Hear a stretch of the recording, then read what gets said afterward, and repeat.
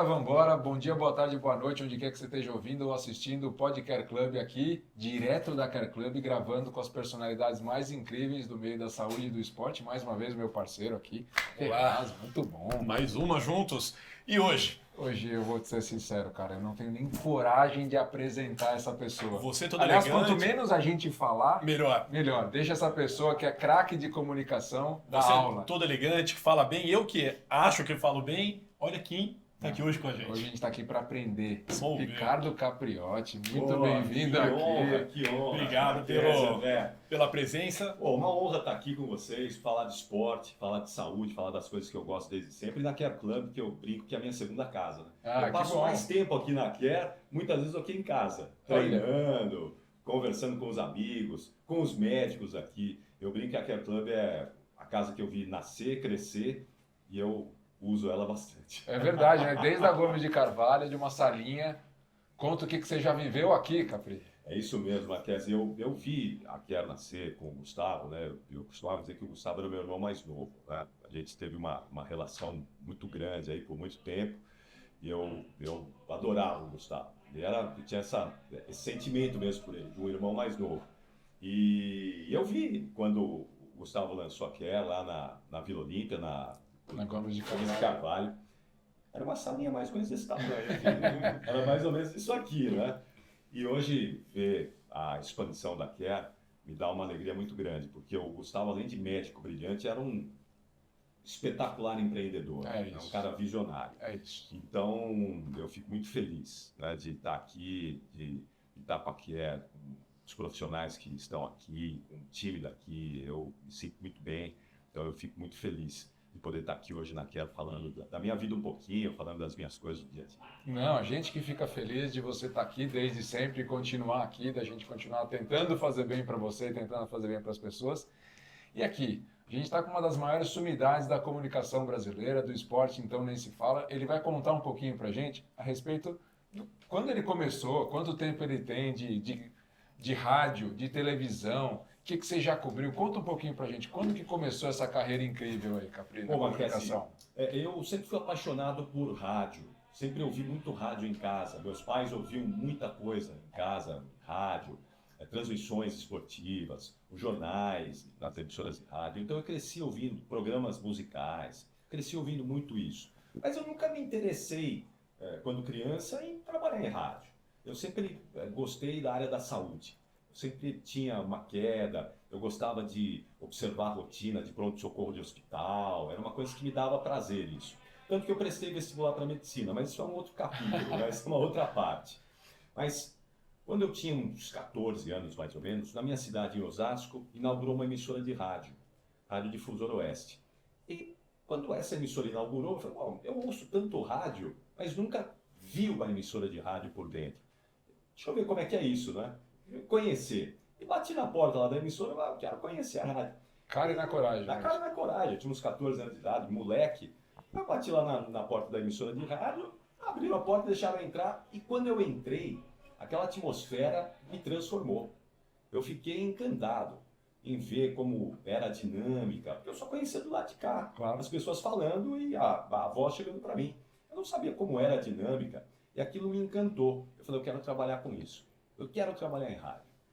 E aí, 2 anos depois, por algumas coincidências, um amigo do meu pai, que tinha um conhecido lá em emissora, lá, enfim, eu fui ser produtor de um programa musical popular nessa emissora. Eu tinha 16 anos de idade. 16 anos. Tinha 16 anos e já com o foco em prestar o vestibular para medicina. Essa era a minha meta. Tá. E aí eu trabalhei um ano e pouquinho nessa emissora, o programa acabou, eu saí, mas eu falei, poxa, eu quero continuar trabalhando em rádio. Aí eu já estava quase para prestar o vestibular, prestei vestibular para medicina, não passei, eu fiz o último ano do segundo grau, do antigo segundo grau, hoje é o médio, né? Junto com o cursinho, foi um ano bem difícil, eu não ia passar mesmo. E aí eu vi que para eu entrar na faculdade de medicina eu ia ter que estudar muito, ia ter que estudar demais. E eu já estava encantado com a coisa do rádio, eu falei, eu não vou fazer medicina, eu vou direcionar minha atenção para a comunicação. E uma das faculdades que eu prestei o vestibular, ela tinha uma coisa que eu não sei se tem ainda hoje, era a segunda opção. Você colocava a primeira opção, o curso que você queria fazer, e tinha uma segunda opção.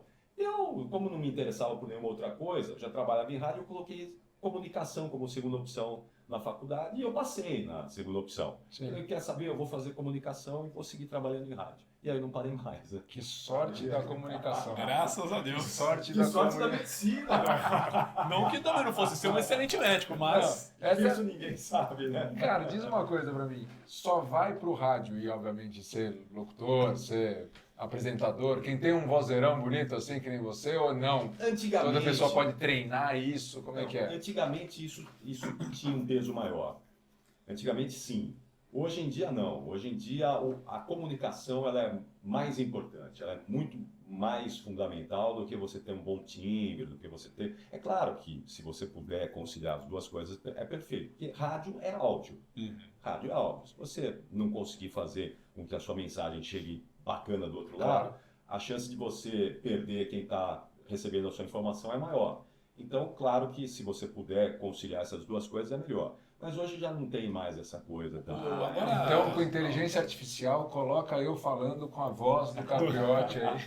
Agora é possível até isso, né, cara? Sim. Você consegue Agora, colocar. recente, eu não lembro se foi o André Henning que foi questionado, porque ele é um cara hoje que tem uma comunicação muito boa, Sim. assim como o Igor também, mas ele não são dois caras da voz tradicional, clássica de um Galvão Bueno da vida, de um Luciano do Vale e tudo mais, e perguntaram, você se considera um bom narrador? E foi justamente isso que ele respondeu. Eu acho que foi o André Henning. Eu me considero um bom comunicador, não necessariamente um bom narrador no sentido da voz, né, em relação a isso. Porque é o que expressa emoção, seja na televisão ou na rádio, é o que toca. Exatamente, é isso. Dentro da comunicação, quais áreas você já cobriu, trabalhou? Bom, eu trabalho com esporte desde 1988, assim, 37 anos, quase 40 anos. Olimpíada, você chegou a cobrir? Olimpíada eu fiz 3 Olimpíadas em loco, né, 3 coberturas. Cheio de- Pela rádio ou por televisão? Pela rádio e pela televisão. Tá. A minha primeira foi pela rádio, em 96 em Atlanta. Depois eu fiz 2012 em Londres pela TV, pelo Band Esportes. E 2016 no Rio de Janeiro pela rádio. Putz, cara, deve ser sensacional. Tá lá nessa energia, cobrir tudo isso. Sempre, Copa e Olimpíada é sempre o auge, né? Aquilo que é espetacular. E Copa do Mundo? Copa são 8 Copas, né? 8 Copas do meu Mundo. Deus Em do loco? céu. Algumas? 7 em loco, Caramba. 7 em loco e uma... Como que é a atmosfera? O que é mais legal? Copa ou Olimpíada? Então, essa também é uma pergunta que todo mundo faz. O que é mais legal? A Olimpíada, ela tem o poder de juntar o mundo inteiro num lugar só. Então, isso é bacana, porque você tem ali várias línguas, todo mundo falando ali a mesma coisa. Então, isso é muito bacana, né? Isso é muito positivo. Agora, a Copa, você tem... Essa última Copa, por exemplo, a Copa do Catar foi dessa maneira, porque o Catar é um país pequenininho. Uhum. Então, recebeu ali as seleções, as 32 seleções, num país que é menor do que São Paulo, que é a cidade de São Paulo. Então, foi muito legal. Eu achei que a Copa no Catar ia ser um grande problema, ia ser um mico. Ao contrário, foi muito legal. Diferente do que vai acontecer agora na próxima, vai ser Estados Unidos, Canadá e México. Vai ser completamente espalhada. Então, eu acho que quando você tem esses eventos que concentram todas as pessoas num lugar só, fica muito legal. Essa E a Olimpíada interação, essa energia exatamente, que fica bacana. A cidade respira muito isso. A cidade fica pulsando esse evento durante 15 dias, 30 dias, como foi agora o caso do Catar. Né? Então, eu confesso que é mais legal quando você está com um evento desse porte concentrado num lugar só. Você falou de energia. Energia. O que é bom para acompanhar um bom bate-papo como esse? Cara, pra gente ter o mesmo nível de energia de um cara desse, que já vamos- correu o mundo inteiro, Com todos já os eventos narrou de tudo que esportivos. você pode imaginar. Desce o melhor a balde aí. gente desce o balde aqui Desce pra o balde gente. aqui. A gente sempre oferece, desce. Sensacional. Vamos lá. Gente, aqui, ó.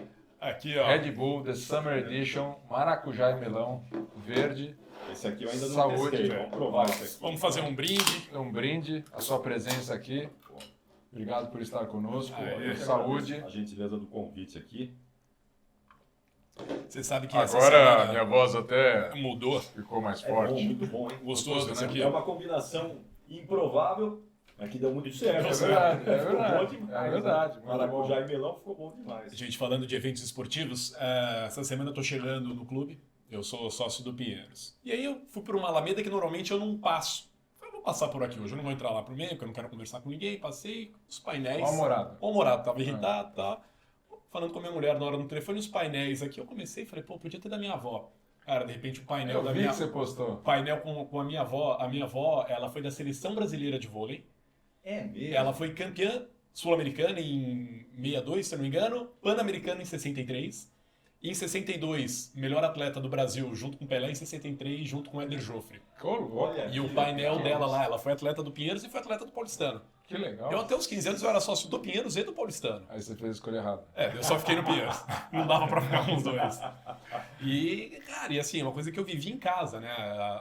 O contato com alguém que participou de um evento como esse, ainda tem a medalha dela lá de 63. Que demais. O clube queria que a gente doasse a medalha, mas não vai doar nada, fica lá com a gente. Fantástico, fantástico. Meu, esses eventos têm uma magnitude que eu Essa acho que... avó tá aí.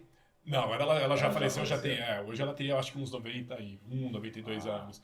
Mas Mas ela. imagina as histórias As que ela histórias. tinha disso tudo, né? Não, Uma é época incrível. espetacular. Não, e assim, participar, assim, para quem gosta de esporte, Claro. participar de um evento esportivo como, Sim. seja Copa, Olimpíada, um Pan-Americano ou qualquer outro, sul-americano que seja, mas eu acho que é um nível de Claro. campeonato muito legal de viver, né? É o auge para o atleta, é o auge para o esportista, para uma Olimpíada, para uma Copa do Mundo, e profissional também, da mesma maneira. É a mesma relação que a gente faz, né? Então, para mim, quando começa a se aproximar essa época de Copa do Mundo, de Olimpíada, a gente já vai ficando numa Já dá uma uma coceirinha. astral expectativa diferente. maior, astral diferente, é muito legal. E como é que faz para cuidar da voz, já que você que trabalha com a voz, como que um profissional tem que cuidar disso? Porque acaba sendo sua ferramenta de trabalho. Sim, sim. Bom, Marquezinho, eu procuro evitar gelado, que é uma coisa que me atrapalha. Entendeu? O choque térmico, para mim, é muito venenoso. Então, eu procuro evitar ar-condicionado ar-condicionado e calor. A época de verão, para mim, é muito difícil isso, Uhum. porque ar-condicionado e calor é a nossa realidade. Para mim, é um problema. Então, eu evito gelado. Eu procuro fazer alguns exercícios para aquecer as pregas vocais antes de começar a trabalhar. Todo dia. Todo dia, porque eu trabalho todo dia, então todo dia eu tenho que fazer lá os exercícios. 7 dias né? por semana você trabalha, Capi? A minha escala é 6x1. O povo tá falando da escala 6x1, a minha escala é 6x1. Desde os 16 anos de idade. Desde sempre, Acho até estranho quando falam, acabar com a escala 6x1, como é que é isso, né? O que eu vou fazer nos Porque- outros porque dias? O futebol, as transmissões, a gente tem futebol todo dia no Brasil. Né? Então, como é que eu vou deixar de trabalhar num final de semana quando tem os grandes jogos, as grandes partidas? É impossível. Para nós, jornalistas esportivos, não existe isso. Não tem como. Né? Não teve um jogador de futebol, não sei quem que foi, não sei se foi o Paulo André que foi processar um clube porque queria hora extra por trabalhar sim, no é domingo. Ele verdade. falou, quando ele começou a jogar, ele não sabia que o verdade. jogo tinha domingo. Isso é né? vários, Isso é vários. mesmo, exatamente. Então é isso. Eu trabalho normalmente, hoje, eu já trabalhei muito folgando às segundas ou às sextas-feiras. Já trabalhei bastante. Hoje, normalmente, a minha escala é de domingo a sexta, eu folgo aos sábados, porque eu preciso de um dia no fim de semana para ficar com a família. E pra fazer as outras provas? coisas, né? Então, aí, esse é um grande problema, né? Eu deixei de fazer várias maratonas exatamente por conta disso, porque É sempre pega de um domingo. ciclo sempre ali no meio do ano que atrapalha a maratona, principalmente a do segundo semestre. Sim. Então, eu várias vezes abri mão de fazer maratona porque ou tinha uma Copa, ou tinha uma Olimpíada, ou tinha Até um estava grande treinado evento. para, mas Até poderia fazer. Assim como eu fiz em algumas, por exemplo, a Nova York que eu fiz em 2016, foi o ano da Olimpíada no Rio, eu acordava às 5 horas da manhã para ir correr no Rio de Janeiro, para fazer um treino ali, foi em agosto a Olimpíada, foi um pedaço de agosto, então eu acordava às 5 da manhã, ia correr e depois voltava para ir trabalhar. Mas aí era rádio? Porque o problema. Era rádio. Não, eu pergunto porque o problema de se acordar tão cedo assim e ir pra uma emissora de televisão é a cara. de cansaço aí não físico tem ali. jeito. Londres, por exemplo, eu também saía para correr, estava na televisão, na cobertura de Londres, né? Mas eu saía para correr da mesma maneira. Mas aí a gente sempre dá um jeitinho, eu vou dormir cedo, eu tenho que me cuidar também, não posso ir lá e fazer loucura. Eu estou lá trabalhando, não estou lá treinando. Né? Meu foco lá é o trabalho. Mas aí eu sempre dou um jeito de encaixar, de fazer algumas coisinhas para não parar, porque se você para o período do evento, um mês, É muito tempo. 20, é muito tempo. Então eu sempre, o mínimo possível, eu sempre dou um jeito. Mas como é muito trabalho, a gente trabalha ali 14 horas por dia, 15 horas por dia, eu tenho que dormir também. Então é um quebra-cabeça que a gente vai fazendo ali, montando. Pra poder Só nesses eventos que é essa carga? Ou como é que é num final de semana que tem um jogo, por exemplo? Como que é? Não, depende muito. A gente está tendo muito jogo agora nos finais de semana, né, Marquesi? Porque são várias Vários horários. emissoras que transmitem, cada uma quer transmitir num horário melhor ali para ela.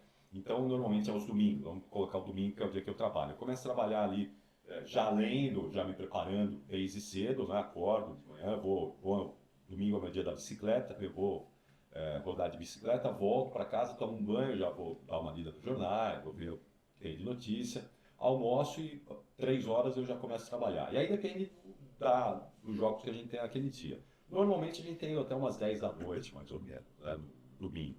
Então essa é a minha carga ali no domingo. Durante a semana é parecido. Durante a semana, de manhã eu trabalho de casa, tem algumas entradas que eu faço de casa, do ar, e chego na Bandeirantes por volta de meio-dia, 1 da tarde, e aí eu vou até 9 da noite, se não tiver transmissão de futebol, que é o horário que termina o meu programa, ou se tiver transmissão de futebol até 1h30 da manhã. Aí depende. É uma demanda grande, né? É. A solicitação é uma escolha de vida, né? Sim, Sua família deve ter que entender, vários aniversários perdidos. É assim desde sempre, né, Marquesi? Já te conheceu assim? Meus filhos nasceram, eu já tinha essa rotina. Quando a minha filha nasceu, eu estava indo para a minha primeira Copa em 94 nos Estados Unidos. Ela nasceu em março, no dia 12 de março. Em maio eu viajei para os Estados Unidos. Eu fui um mês, 40 dias antes, que eu fui com a equipe técnica para ajudar na questão da montagem do nosso estúdio, né? Então eu saí, ela tinha 2 meses. Saí de casa, ela tinha 2 E meses. voltou ela com 4 meses, Então, praticamente. quando deu 1 mês que eu estava nos Estados Unidos, mais ou menos, não tinha internet, ainda não tinha internet, só tinha telefone.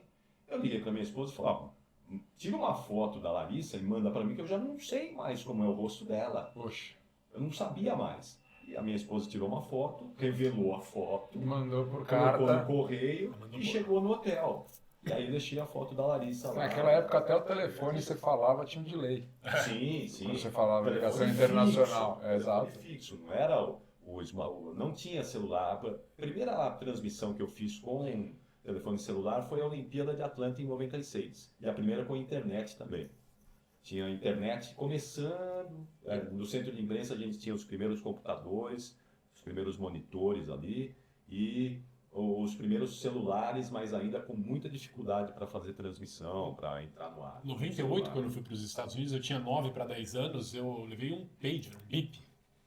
Era isso na época, né? Então, Sim. nossa, como... Foi histórico. Não, e é engraçado que não faz Assim tanto como os tempo. Incas. Não, então, é isso, ó. A gente está falando de 30 anos, É, vai, pouco arredondando 30 anos. Né? 30 anos em termos históricos é nada, É. não é nada. Mas a revolução que a tecnologia tem, que a informática, que o celular ocasionou no mundo é gigante, o impacto. Falando agora do meu trabalho, essa Copa dos Estados Unidos, por exemplo, a gente transmitia tudo por telefone, era uma guerra em telefone público, em orelhão. E todos os repórteres queriam passar o material do orelhão, não tinha orelhão para todo mundo. Caramba. Era uma dificuldade. Hoje, com o meu Não. smartphone, eu faço o que eu quiser. Eu entrei do Catar agora, da rua, com o smartphone. E hoje, Claro. por exemplo, a equipe da época era uma equipe que eu imagino ser maior que uma equipe que vai hoje pro local. Porque hoje você não precisa de toda a estrutura, porque tudo é tão mais fácil hoje, no celular e no computador. Bom, o ser humano ainda é necessário para fazer uma cobertura. Então a gente vai, essa última Copa nós estávamos em 6 profissionais. Em lá no 94. Catar, né? Em 94, bem mais. Em 94, se eu não me engano, eram umas 12 ou 14 pessoas. Poxa. Era uma cobertura maior. Até porque como eu falei, no Catar estava tudo concentrado. 94 nos Estados Unidos, como normalmente acontece, Várias a seleção classes. fica num lugar, o centro de imprensa em outro, então você tem ali equipes para poder dar conta disso tudo. Como vai ser a próxima Copa, vai ser desse jeito também. De novo, o centro de imprensa vai ser em Dallas, a seleção brasileira provavelmente deve ficar na costa leste, vai depender de onde ela vai jogar, né? Mas esse ano talvez fique na costa leste, porque a final vai ser em Nova York, da próxima E a abertura Copa. da Copa? A abertura vai ser no México. No México. No México. E o Canadá tem alguns O jogos, Canadá tem mas... alguns jogos. Então, vai ser, talvez a gente vai ter que ter uma equipe também maior nessa cobertura. Né? E nesse histórico todo aí de acompanhamento do esporte e do futebol, você é daqueles que fala, puxa, que legal, em que ponto que a gente chegou no futebol, ou antes era melhor? Qual que é a sua visão aí do... Nós não estamos bem, né, Marques? Infelizmente, né? A gente não está legal. Para nós que vimos seleção campeã do mundo, a última seleção campeã do mundo, 2002, por exemplo, se a gente for comparar com essa, é até covardia. Aquele time tinha vários craques mesmo, melhores do mundo. Ronaldo, Rivaldo, Kaká, Ronaldinho Gaúcho, Roberto Carlos, Cafu, caras fora da curva. Essa a gente tem o Vinícius Júnior, né, que foi eleito agora melhor do mundo. Nem o Neymar foi eleito melhor do mundo. Tudo bem que o Neymar pegou uma época de Cristiano Ronaldo e Messi voando, mas né, nível técnico hoje, infelizmente, falo isso com dor no coração, é inferior ao que a gente tinha até alguns anos atrás. Então hoje a gente tem uma seleção que é muito parecida com tantas outras do mundo, eu diria até inferior. Se a gente for pegar hoje França e Argentina, eu diria que a nossa seleção hoje está num patamar inferior. Isso, jogador. Se a gente for pegar times mesmo. Bom, França e Argentina fizeram a última final da Copa do Mundo, então estão num momento melhor que a gente mesmo. Né? Mas se você olhar esses dois times jogando bola hoje, você vai ver que eles jogam muito mais. Então, a Argentina ganhou da gente nas eliminatórias aí agora. Aí ganhou bem. Fora o baile. Então, infelizmente, a gente fala isso com dor no coração, a gente teve que trazer um técnico de fora agora e tivemos que trazer mesmo. E o que você achou do Ancelotti? Eu achei ótimo, porque infelizmente, e esse é um reflexo desse nosso decréscimo técnico aqui no futebol brasileiro, a gente está numa fase de treinadores, uma fase que não é legal, ruim. Entramos com o Dorival Júnior, não deu certo, com o Fernando Diniz não deu certo, com o Tite não deu certo também. E o Tite pegou 2 ciclos de Copa, parou em quartas de final, algo que não era normal para a seleção brasileira. Então, eu acho que esse é um alerta que o futebol brasileiro precisa ter no radar. A gente está tendo um decréscimo técnico, a gente está perdendo qualidade técnica, a gente está perdendo em organização. A gente tem lição de casa para fazer e para tentar recuperar esse espaço que nós perdemos, esse terreno aí que foi ocupado por outras seleções, por outros times. Eu vi o Profeta Hernanes falando, e eu achei interessante uma análise que ele fez, do jeito que ele contava, né, do jeito que ele reconstruiu. Ele colocou como se o futebol arte, o futebol que era decidido pela individualidade, se esgotou em 2014. E a gente tomou uma lição duríssima aqui no próprio Brasil, tomando de 7-1. E aí ele coloca como se fosse a nova era do futebol das comissões.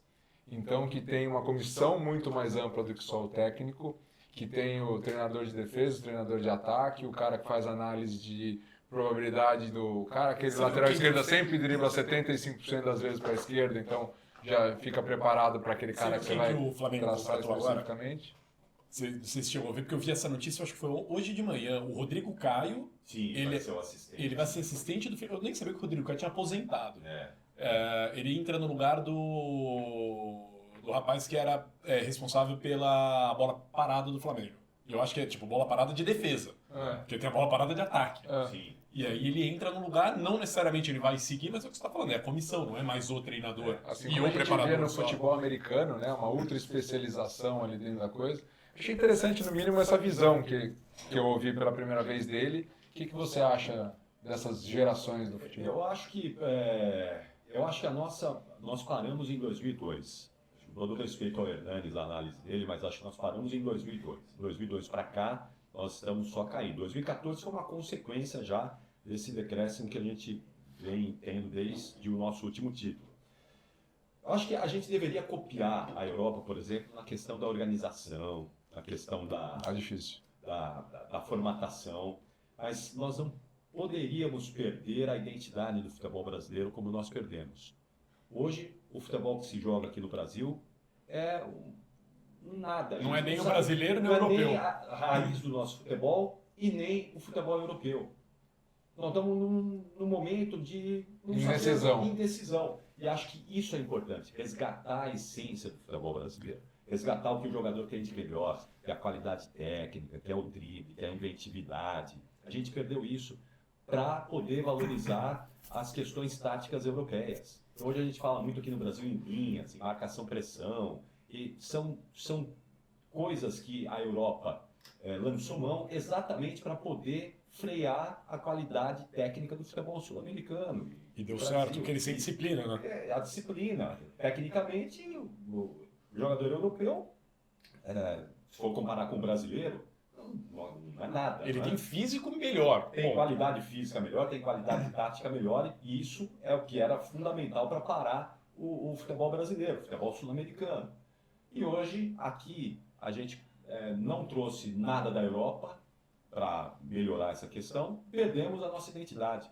Então, você vai falar, opa, e agora o Ancelotti chegou, agora ele vai transformar o futebol brasileiro num futebol europeu de verdade. Eu torço para que ele resgate a nossa origem. O Ancelotti é um cara que sempre se deu muito bem com jogadores brasileiros, conhece a nossa história. Eu torço para que ele faça isso. Torço para que a CBF coloque alguém junto com o Ancelotti, um treinador brasileiro, para poder... Estão falando em Kaká, né? Eu vi isso do Kaká. Então, mas acho que o Kaká é um cara espetacular, fantástico, mas o Kaká não vai ser treinador depois. A CBF tinha que eleger um desses jovens técnicos, tem vários aí. E ser o treinador fixo. Coloca lá junto com o Ancelotti e fala, nós vamos preparar esse cara para quando o Ancelotti for embora da seleção, não sabe quando pode ser no final da Copa que vem ou daqui 5 anos. Esse Depende cara da STF. depende da STF também, né? E esse cara vai assumir a seleção brasileira no lugar do Ancelotti. O Ancelotti vai ajudar a preparar esse cara aqui para ser o novo técnico. Porque a gente precisa pensar adiante. Não podemos ficar Não é só agora, né? A gente pode só ficar tapando os problemas pontuais, momentâneos. A gente precisa pensar o futebol brasileiro lá na frente. Coisa que a gente nunca conseguiu fazer. Nós nunca conseguimos planejar o futebol brasileiro, olhar à frente, adiante. Sempre pontualmente.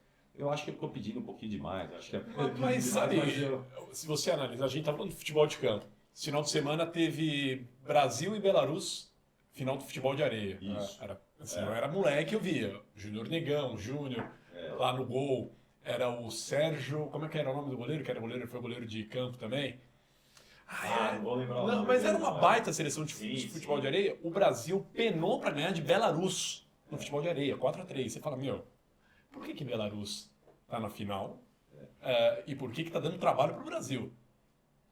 Assim, eu não sei se estou enganado, mas lá me parece um lugar frio. Não sei se tem praia em Belarus, não conheço, mas os caras são organizados. Claro. Eu ouvi, não lembro se foi o Thiago Leifert ontem, falando algo do tipo, que é a primeira vez de todos os treinadores que o Neymar teve na seleção que o treinador é maior que ele. Porque tem isso também. O jogador difícil brasileiro. ser maior que ele também, vamos combinar. De quê? Do que ser maior do que o Neymar. Não, com certeza, é difícil, mas agora não dá pra negar que o Ancelotti é muito maior. O Ancelotti breca o Neymar se for preciso. Acabou, não tem é isso aí. Ele tem peso para barrar o Neymar se for preciso. E assim, não De só convocação e estando convocado de deixar na reserva. porque assim, o que eu vejo também, cara, sou santista, adoro o Dorival, fez um baita trabalho no Santos, acho que fez um baita trabalho em outros lugares. O Santos tá, cara, o Santos era pra estar melhor, é que ele deu azar esse ano no sorteio, caiu com 19 times da Série A. Então, isso é um problema. Mas o ponto é que os jogadores brasileiros também, não só da seleção, como dos clubes, eu acho que a geração de todos os esportes, elas não conseguem ser cobradas da forma com que se cobrava antes. Quando você chega numa Olimpíada e o Bernardinho não consegue trabalhar, é porque realmente eu acho que tem alguma coisa estranha acontecendo no esporte brasileiro, não falo no esporte mundial. Pô, o Bernardinho, tudo que ele ganhou, o cara não conseguir cobrar, porque ele não pode cobrar. Ah, não pode cobrar como era antes. Por que não pode cobrar como era antes? É errado? Porque antes era errado, agora é certo. Mas antes você foi campeão olímpico, agora você não pode ser. Mudou muito essa relação, né? Hoje o jogador ele tem ele se dá uma importância muito maior do que era antigamente. Antigamente a sentença do técnico sobre o jogador era muito maior. Hoje isso mudou, no futebol inclusive. Né? Hoje você tem estrelas. O cara virou uma marca, popstar, virou uma marca, virou um negócio. Né? Então essa relação hoje ela é diferente. E eu diria que é uma relação para pior, né? É diferente e é diferente para pior. Agora, uma coisa interessante no esporte aqui no Brasil, que eu digo sempre, nós somos um país de 210 milhões de habitantes e monocultura esportiva. Nós somos do futebol. Tá tudo bem, nos últimos ciclos olímpicos a gente vem melhorando, vem evoluindo, mas muito lentamente. E com base em indivíduos e não em Sim. projetos. Não em projetos, exatamente, em talentos, né, que são descobertos ali raramente e que, não é, Despontam. heroicamente despontam. Então, um país como o nosso, com 210 milhões de habitantes, jamais poderia se contentar em ter esse desempenho. A gente está brigando lá em Olimpíada, lá em cima, pelo topo. Essa última Olimpíada foram menos de 20 medalhas de ouro? Não, de ouro não. 20 já foram total, né? 20 total, acho que foram 3 ou 4 de ouro, né? Sendo a maioria da Rebeca. Não lembro, a maioria da Rebeca. Então, o que acontece? A gente perde muitos talentos, porque nós não temos uma cultura esportiva, infelizmente. Quantos talentos estão perdidos aí hoje? Gente que poderia estar botando medalha no peito, a gente poderia estar deixando um legado aqui para o esporte brasileiro. E, infelizmente, a gente precisa mudar muito isso aqui no país. Eu vou aproveitar esse gancho da cultura esportiva para ir para um outro caminho que você também é apaixonado fora da comunicação, que é a corrida. Sim. Hoje, com esse boom de internet, influenciadores, eu não sei se só eu, mas eu acho que todos nós percebemos que hoje uma marca, ela muitas vezes opta em patrocinar um influenciador, porque ele tem engajamento, não necessariamente muitos seguidores, mas um engajamento muito alto. Em contrapartida, você pega um atleta de alto rendimento sem patrocínio. Isso... E sem seguidores também, que também poderiam repercutir para ele em destaque, Sim, aí em você valorização. pega, no caso da Olimpíada, os meninos do atletismo com pouco uniforme. Era o menino, não sei se era do pentathlon, do decathlon, ele não tinha uniforme para todos os dias. Sim. Isso é muito grave. Né? E aí você pega no dia a dia dos corredores que a gente acompanha, eu treino muito no Ibirapuera e vejo de tudo, tem gente que treina na USP, em outros lugares, mas o cara que não corre, a menina que não corre, cheio de coisa. Aí você pega lá o coitado do cara do alto rendimento, que é o que mais precisa, porque ele, acima de tudo, vive disso, ele representa um clube, representa o nosso país e não tem apoio, né? Eu acho que isso é muita falta da cultura esportiva do Brasil. E acho que isso é um pouco do reflexo do que a gente está tendo hoje, eu não diria nem no Brasil, mas é no mundo, essa questão do influenciador, que é muito forte, é muito presente para as marcas, mas que é mesmo muito triste. É lamentável você abrir mão de apoiar um atleta, de incentivar o esporte. Não que os influenciadores não mereçam, longe disso, mas eu acho que tinha que haver um equilíbrio maior nessa relação. Acho que o equilíbrio é muito desigual nisso. É triste, né? Você pega, por exemplo, eu faço ultramaratona. Hoje, o atual recordista brasileiro de 24 horas, cara, ele está terminando de pagar as parcelas do Mundial que ele foi correr. Ele está pagando, não tinha um patrocínio. Eu conheço alguns diretores lá do clube, na época eu liguei para saber, porque ele precisava se filiar a algum clube para poder representar a seleção. Pô, o cara é o melhor do Brasil. Liguei, consegui o contato do diretor de esportes do Pinheiros, que é o maior formador olímpico do Brasil. Então, mas o que ele quer? Cara, ele só queria filiar, ele não queria mais nada. Ele não estava pedindo dinheiro, não estava pedindo apoio, nada. Era só filiar. Então tem que ver, porque... Então, né, não é esporte olímpico. Cara, você é um clube formador. Não importa, né, se é esporte olímpico ou não. Daí eu desliguei o telefone e falei assim, cara, é isso. Olha o cidadão, que é o diretor de esportes do maior clube da América Latina. A visão pífia do cara.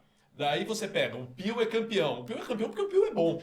Não é porque o Pinheiros apoiou o Pio. É talentoso.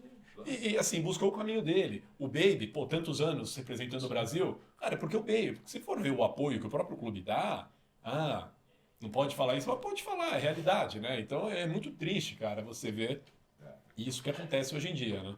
Muito triste, muito triste. Mas isso está enraizado aqui no país, infelizmente. E olha, e o mínimo que a gente tem ainda é graças aos clubes. Graças aos clubes. Clubes que apoiam o esporte olímpico, como é o caso do Pinheiros. Porque se não fossem os clubes, a situação seria ainda pior. Se dependesse só da iniciativa pública, né? Pura e simples do Ministério do Esporte, não vai acontecer absolutamente nada, infelizmente. É claro que a partir do ciclo olímpico do Rio de Janeiro melhorou um pouquinho. Até a questão financeira, eu sempre falo isso com gestores esportivos, O atleta tinha que vender carro para ir para uma Olimpíada. Hoje isso já é mais raro, é mais difícil. Mas a gente não pode se contentar com isso. A gente tem que almejar uma potência olímpica nesse país. O esporte pode ser uma ferramenta de transformação aqui no Brasil e que ninguém consegue enxergar, inclusive social. A gente está cansado de saber que o esporte é uma ótima ferramenta para você tirar investimento da saúde, né? Se você investir no esporte, você não vai deixar de investir na saúde, né? Você vai evitar a doença da população. Então isso é claro há muito tempo, né? Eu faço uma analogia, né? A gente reclama que aumentou o preço do medicamento, mas ninguém fala que, pô, vamos deixar as academias mais baratas, né? Para estimular você a fazer uma atividade física. Aumentou o preço do arroz, mas ninguém estimulou comer legumes. Isso. Né? É saúde isso. Né? Mas o problema nutricional do Brasil, obviamente isso existe, não é falando que não. Mas se a gente tivesse uma cultura de saúde, né? Não só de esporte, mas inclusive com os pilares que a gente trabalha aqui na Care, nutrição, fisioterapia, preparação, a saúde integrada, se isso fosse passado desde a escola para todo mundo, não simplesmente de maneira efetiva, né? não simplesmente o esporte tem tanta coisa para ensinar, né? Em termos de competitividade, se esforçar e conseguir um objetivo, se esforçar e não conseguir um objetivo, lidar com individualidade, lidar com grupo, tantas coisas. Mas a gente aqui incentiva as pessoas a se alimentar bem, a fazer. E aqui as marcas incentivam os praticantes de atividade física. Para isso, o que nosso grande parceiro de nutrição, a Dux, trouxe de presente aqui para o Capri. Dá uma olhada aí o que você...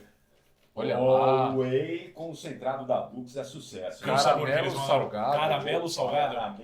Esse é um dos é bom demais. É um dos melhores sabores. Pô, muito legal. Aqui, ó. Olha aí, esse deixa a voz forte. Deixa a voz forte.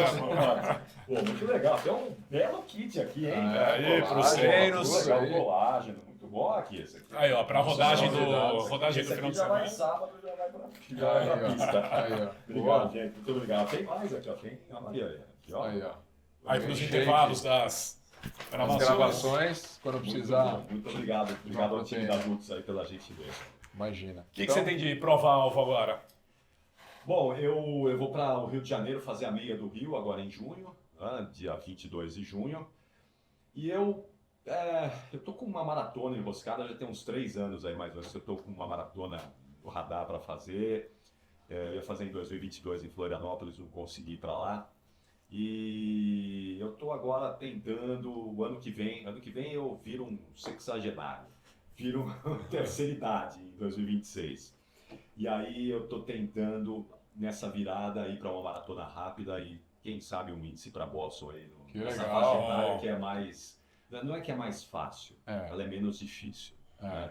Eu acho que nessa faixa etária 60, 64, não é que eles não mexeram nessa faixa, mexeram. Mexeram menos? Mexeram menos e a entrada é um pouco menor também, né? Tem bastante gente nessa faixa etária, claro, mas não tanto quanto 40, 45. Eu tenho índice para Boston, eu só não tenho a idade para o índice, né? É isso aí. Pô, todos nós temos. Eu só não tenho a idade compatível. Só tem 92 para bater o que eu preciso. Tá louco. Vamos ver se o meu plano vai dar certo aí. Tem tanta variável no meio disso tudo. Plano a gente tem, né? Vamos ver se vai dar para pôr em prática. Pô, até essas maratonas mais rápidas internacionais, elas estão concorridíssimas. Londres foi mais de 1 milhão de inscritos para 40 mil vagas. Foi um negócio absurdo. Então até para pegar uma maratona rápida, para ir para uma Berlim e tal, vai precisar ter até de sorte. Sim, e aí você faria fora. Aí minha ideia é Valência. Que ainda é uma prova, ainda não tem sorteio, mas tem pressão. Vai começar virado. Acho que sim. Para esse ano aqui já foi, acabou rapidinho, né? Para 2025 já acabou rápido. Eu tenho a impressão que logo Valência também já vai começar a fazer algum método de seleção. Era fora de rota, né? Final do ano, dezembro. Quem quer fazer maratona em dezembro? Agora todo mundo. Mudou todo mundo descobriu. Mas tem muita maratona boa, rápida, nos Estados Unidos, por exemplo. Tem muitas que não são badaladas e que são provas rápidas. Dá para você buscar um índice para Boston. Né? E aqui no Brasil, quais provas você já fez? Maratona? Maratona eu não fiz nenhuma no Brasil. Eu fiz 3 maratonas. Eu fiz uma em Nova York e 2 em Buenos Aires. Não fiz nenhuma maratona aqui no Brasil, mas fiz prova já em Foz do Iguaçu, fiz prova no Brasil inteiro. Você quer fazer uma prova diferente?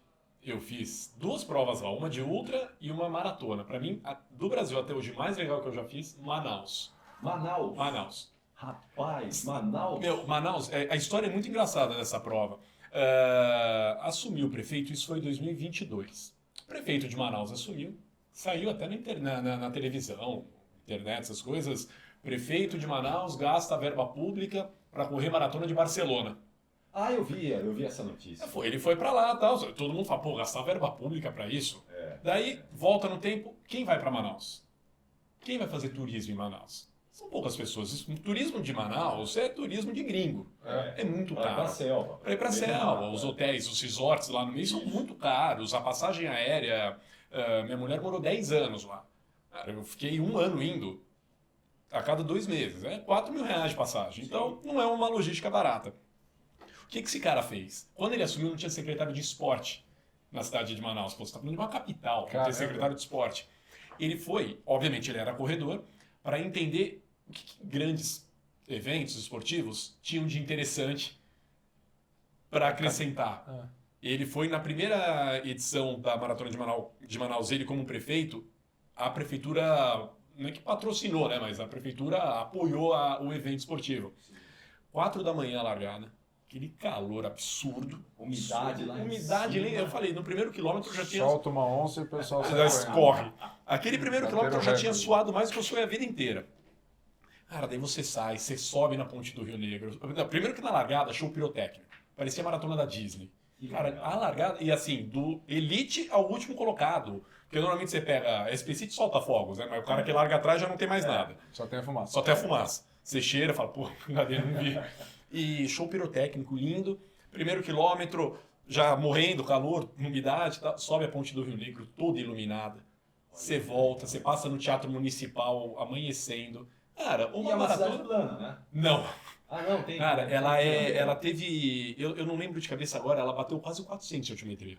É mesmo? Então, assim, você pega o calor, a umidade... E eu tinha pra mim que essa cidade era plana, porque eu andava de carro por lá e eu não tinha essa percepção. Eu também, eu fui 2 vezes a Manaus. Meu, de que sai tanta subida nessa floresta aqui. Não é mentira, ela é engraçado, a cidade de Manaus tem menos verde, menos verde do que São Paulo. Nossa. É uma cidade de concreto.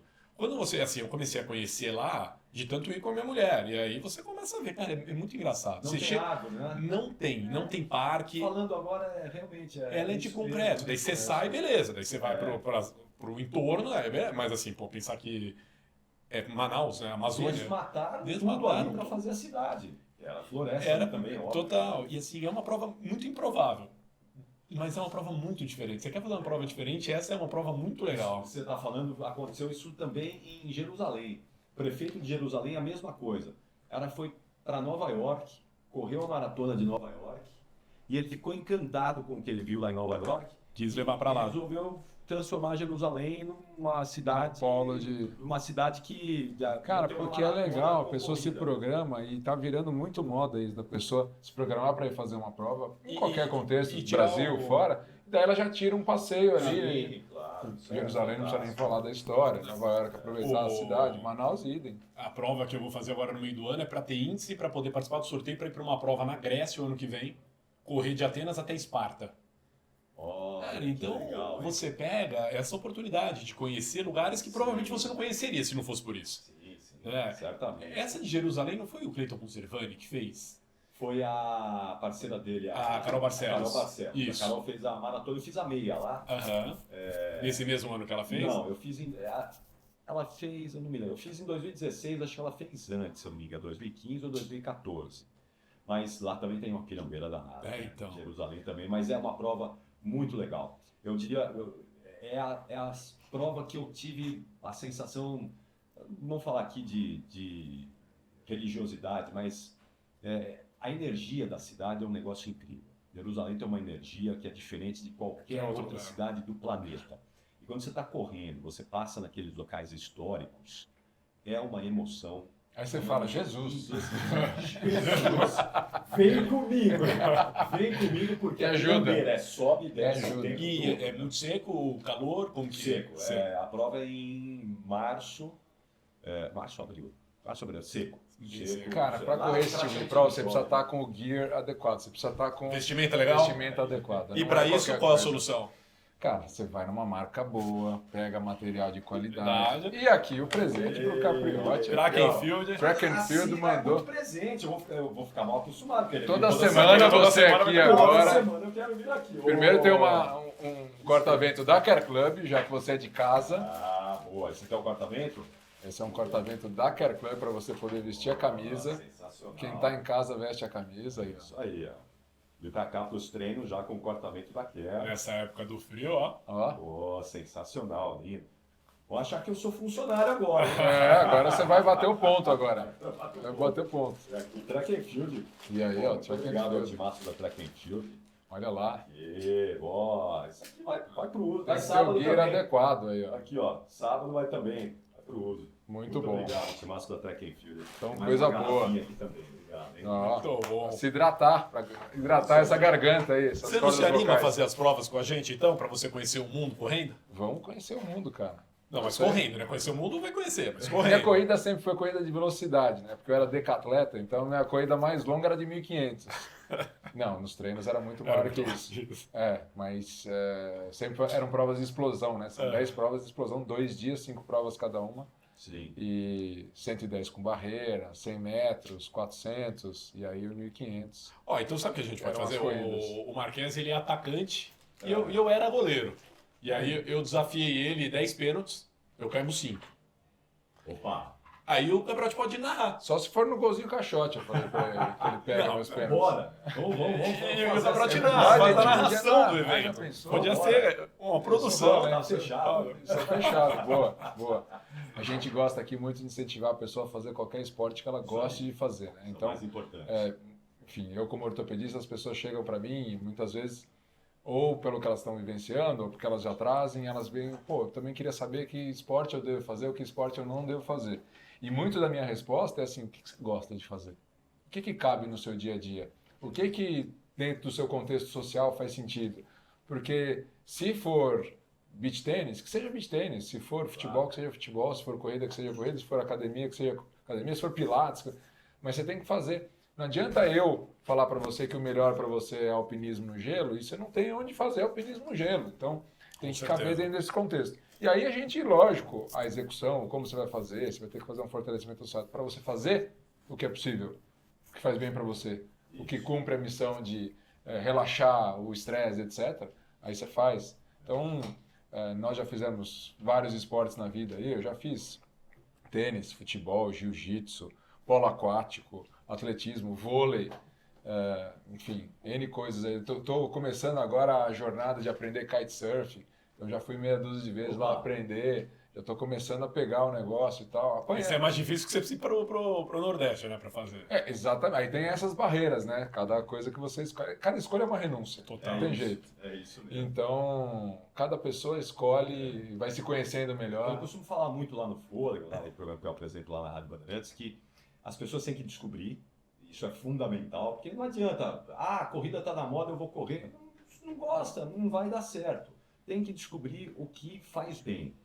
E antigamente, vocês sabem muito bem disso, tinha aquela história do atleta de fim de semana. Né? Muita gente até ironizava o atleta do fim de semana, que o cara ia jogar futebol no sábado, no domingo com os amigos, se estourava tudo, segunda-feira ia parar no médico, né? E o cara muitas vezes se desestimulava. Sim. E hoje, ao contrário, é preciso estimular, porque muitas vezes esse cara não tem tempo para fazer nada de segunda a sexta, e é melhor que ele faça alguma coisa no sábado ou no domingo do que ele ficar 7 dias sedentário. Sem fazer nada. Sem fazer absolutamente nada. Esse né? é um excelente ponto. O futebol em si, como é a paixão nacional, que a gente começou aqui falando, ele tem exigências e complexidades grandes. Então ele Sim. tem aceleração, desaceleração, mudança de direção, trombada, salto, um chute mais intenso. Então ele começa a ter exigências maiores. Quando a pessoa está totalmente destreinada, ele acaba virando um moedor de carne. Sim. Então as pessoas se machucam mesmo. Então, a pessoa tem que fazer alguma coisa associada ou ter algum intervalo menor do que uma vez por semana, porque senão você começa com o envelhecimento, né?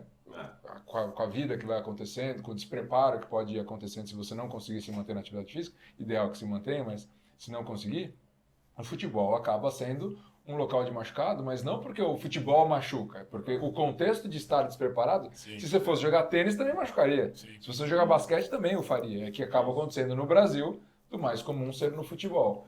Então a gente tem que estimular as pessoas a ter um preparo um pouco maior e você começa a ver a consciência das pessoas, principalmente depois da pandemia, um termo de prevenção, um termo de preparo, falando de longevidade saudável, né? Você vai aprendendo a se conhecer e a fazer coisas bem para você. O David Bowie tem uma frase formidável que ele fala assim: envelhecer é um processo maravilhoso de se tornar a pessoa que você sempre deveria ter sido. Porque você vai se conhecendo, cara. Você vai sabendo o que faz bem para você, o que não faz, como você deve fazer as coisas. Vai se cuidando, coisas que você não fazia antes, né? Você está ali com os seus 20, 30 anos, está tudo em ordem. Você é né? indestrutível. Você é super-homem. indestrutível. Eu vejo meu filho lá, faz tudo, né? Aproveita tudo e dali a pouco, no dia seguinte já está pronto de novo. Eles estão com quantos anos, Capri? Eu tenho um filho de 25 e a minha filha tem 31. Acabou de fazer 31 anos agora. Minha filha casou. Casou, ano passado. né? Isso que eu ia falar. Casou. Minha filha casou ano passado. Daqui a pouco. Meu filho, daqui a pouco também já. Netinhos, hein? Já, daqui a pouquinho. Ela já tá falando em ter filhos, aí vamos ver. O que eles fazem? A minha filha é jornalista também, mas ela trabalha com comunicação corporativa. Ela até arriscou, quando ela entrou na faculdade, a ideia dela era trabalhar em televisão. Ela falou, pai, quero trabalhar em televisão. Aí ela foi fazer um intercâmbio fora e nesse intercâmbio ela trabalhou lá um pouquinho, ela trabalhava no final de semana. Aí no meio do intercâmbio ela me ligou e falou, pai, eu não quero mais trabalhar em televisão. Mas como assim? Eu vejo que você trabalha final de semana todo, eu vou ter que trabalhar também, eu não tô afim. Tá bom, então o que você vai fazer? Não, eu vou trabalhar com comunicação corporativa. E ela tá bem, infelizmente, ela tá num ramo bem bom, ela tá bem. Meu filho trabalha com marketing, né? Ele é marketing esportivo e tá aí junto também aí com o dia a dia. Isso é uma coisa legal dos últimos anos, né? A gente falou de coisas que melhoraram, que pioraram, mas na minha opinião, o marketing esportivo, até porque o esporte vem crescendo e tendência de wellness, de bem-estar, de qualidade de vida, de saudabilidade, o esporte está envolvido nisso de maneira imbricada. Não dá, eu falo que não dá para você falar uma frase de saúde sem ter atividade física envolvida, senão você está inventando história. Então, o marketing esportivo cresceu muito, né? Sim. Certo ou errado, só influenciadores, com os exemplos certos a serem seguidos ou não, mas isso cresceu muito, né? Uma área que expandiu tremendamente. Você vê até por valores de patrocínios, de clubes, não sei o que lá, isso cresceu muito, né? Hoje em dia são as bets, né? Hoje em dia o mote da vez são as bets que estão girando. Eu estava vendo hoje um negócio que elas estão girando mais de 20 bilhões por mês. Nossa. As bets. Você sabe se as bets saírem hoje do Brasil, de repente, lá acabou a bet no Brasil. Quebra o futebol. Não, quebra uma boa parte da economia do Brasil. Nossa. Quebra uma boa parte da economia do Brasil. E hoje, o movimento que as bets promovem financeiramente na economia é grande. É grande. Você pode mais, se for 20 bilhões mesmo por mês, 240 bilhões por ano, dá quase 10% da economia. Vocês viram o que foi lá na CPI das bets em Brasília? Eu vi uma história, a Virgínia. A Virgínia Fonseca, fantástico. Eu pergunto, a senadora perguntou, mas e aí? É meu trabalho. Eu trabalho com propaganda, publicidade. Agora, você está me questionando? Traz aí os times de futebol, traz aí a CBF, traz aí todo mundo. É isso, né? Hoje, sendo bom, sendo ruim, faz parte. Liberaram em algum momento. As perguntas de CPI são ótimas. Não, são fantásticas. Lembra aquela história da CPI do futebol? Da Nike? Sim, A pergunta para o Ronaldo. Não, a pergunta para o Pro Fenômeno. Por que a gente perdeu a final para ele? Por que o Roberto Carlos abaixou? É verdade. Aí depois o senador foi lá e gravou com o Cleitinho. Faz assim, não faz mais isso, porque não é bom e tal. Inclusive, eu posso gravar um vídeo aí, porque minha mulher e minha filha são sua fã. Também seu O seu pré-treino é bom. Meu Deus. No meio da CPI, a senadora lá, que eu acho que era a relatora. Vergonha alheia. E a senadora relatora pé da vida e todo mundo dando risada. É brincadeira. Essa é a seriedade aqui. Bom, o que mais que nós temos a falar com Capriotti, corredor há 26 anos? 26 anos. 26 eu comecei a correr em 1999. Olha lá. Em 2025, 26 anos. Como é que tá os treinos hoje em dia, Quantas vezes por semana? Quanto que você corre? Como eu estou fazendo esse ciclo agora aí para a meia do Rio, eu estou correndo 3 vezes por semana e eu mudei um pouco, né? Já agora eu preciso pensar na longevidade e com saúde. Então eu tirei um dia do treino da corrida, eu corria 4 vezes na semana, fazia 2 vezes musculação. Essa era a pergunta, né? Como é que tá todas essas coisas ao redor? Nutrição, musculação, te vejo aí O treinando. Nicastro cuida dessa parte aí da nutrição, né? Então o Nicastro está sempre de olho nisso. E hoje eu venho aqui para Care 2 vezes na semana para fazer meu trabalho de força e complemento mais um lá perto de casa. Eu faço uma sessão de pilates também, Ótimo. junto, né? E 3 dias na semana eu corro e deixo um dia para pedalar no domingo. Mas esse pedal do domingo é um pedal mais recreativo. É claro que tem um pouquinho de exercício ali, eu ponho um pouco de intensidade ali. Mas eu Onde que você pedala? Eu saio de casa, eu moro ali perto da USP, né? Então eu saio de lá e venho aqui para o centro. Pega a ciclovia Pego a ciclovia e vou até o final. Mountain, né? speed, o que você faz? Mountain. É. E saio e vou pedalando, pedalo 2 horas, 3 horas. A hora que eu dou uma cansada, eu já dou uma relaxada, vou mais devagarzinho. Mas todo dia eu tenho um movimento. Todo dia eu tô com algum movimento, tem algum exercício fazendo aí na minha vida. Isso que é legal, né? Ele trabalha em comunicação, no programa específico, fala de saúde e vive a saúde, isso que eu ia falar, né? Em todos os aspectos. Tem acompanhamento nutricional, faz atividade física, as modalidades, esporte, fortalecimento, pilates, médico do esporte. Médico do esporte, aqui, claro, na Care Club sempre, né? Quando eu falo em médico do esporte, eu lembro sempre do Gustavo, né? Que foi o primeiro médico do esporte que eu tive na vida, né? O cara que iniciou esse processo comigo. E o médico do esporte hoje é fundamental para quem pratica atividade física. É fundamental. Eu falo sempre lá no programa. Eu recebo muita pergunta lá dizendo o seguinte: Ô, Capriotti, eu tô com um problema aqui, eu não estou fazendo exercício nenhum. Eu falo, procura o médico do esporte. O médico do esporte é o cara que vai olhar para você fazendo exercício. Com todo respeito ao ortopedista, Claro. Você é ortopedista, mas muitos não têm essa visão. Né? O cara fala, não, para aí, um mês, não sei o quê e tal. E às vezes é preciso parar. Claro. Fato, às vezes você tem que parar mesmo. Mas às vezes muitas pessoas Daria, se né, pra estimulam.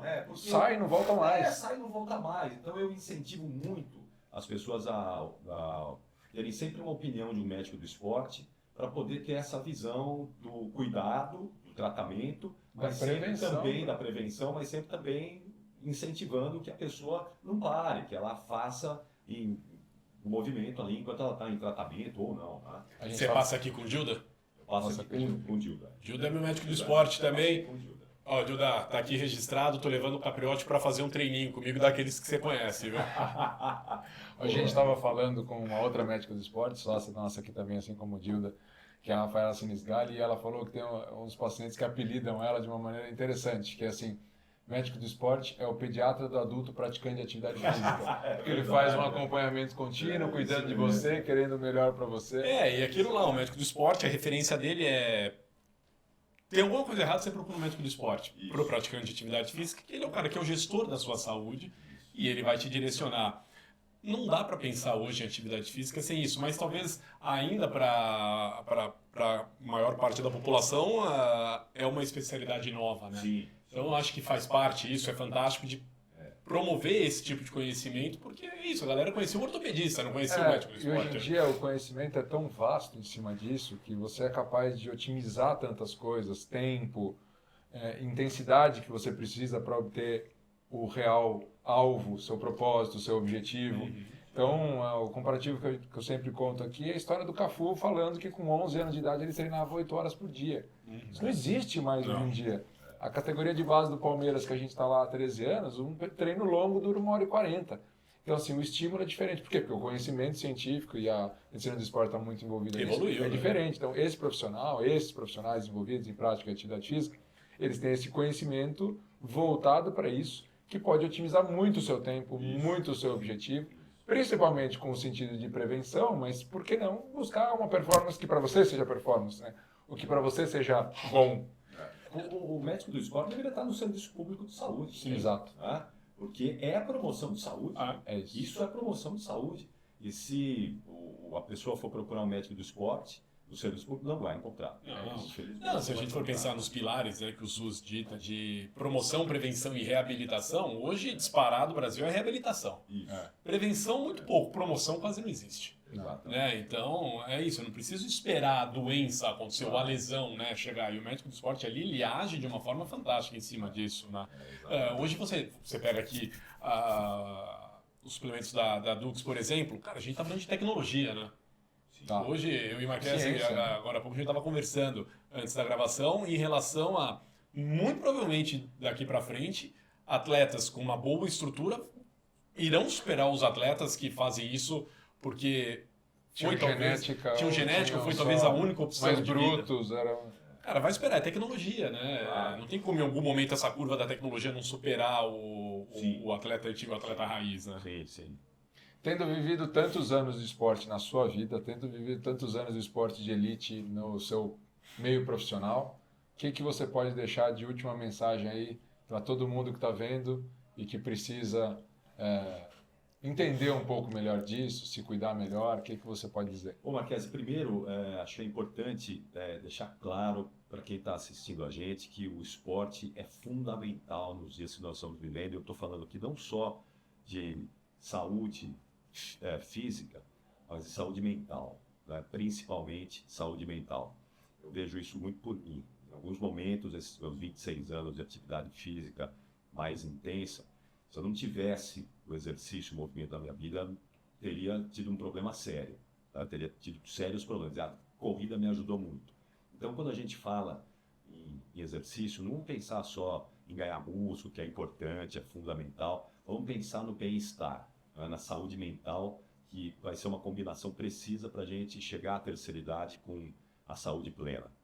E eu gosto de falar sempre para as famílias, né? Para as famílias incentivarem os filhos, os netos, as crianças, para a gente começar a criar uma geração aqui no Brasil verdadeiramente de esportistas.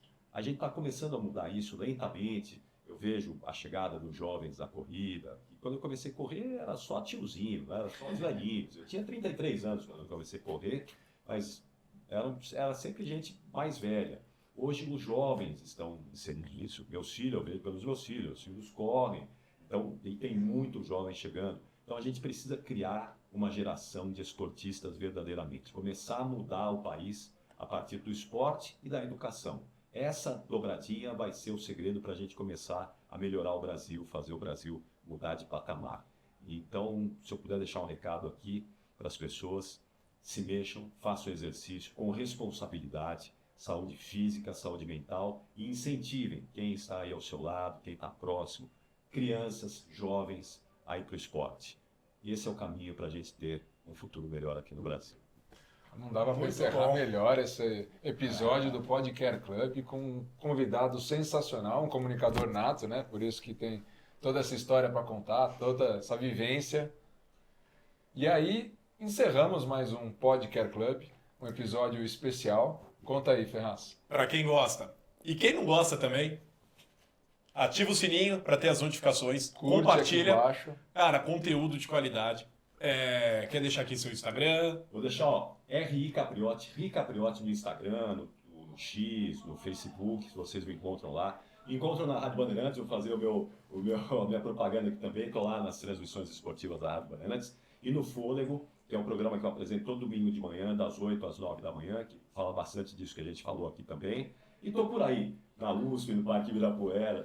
Correndo 3 vezes por semana e pedalando, como ele disse, aí aos sábados de manhã você pode encontrar ele também. Uma honra estar aqui com vocês. Muito obrigado. Obrigado mais uma vez por aceitar o convite. Obrigado. Valeu, gente. Um grande abraço e até a próxima. Valeu.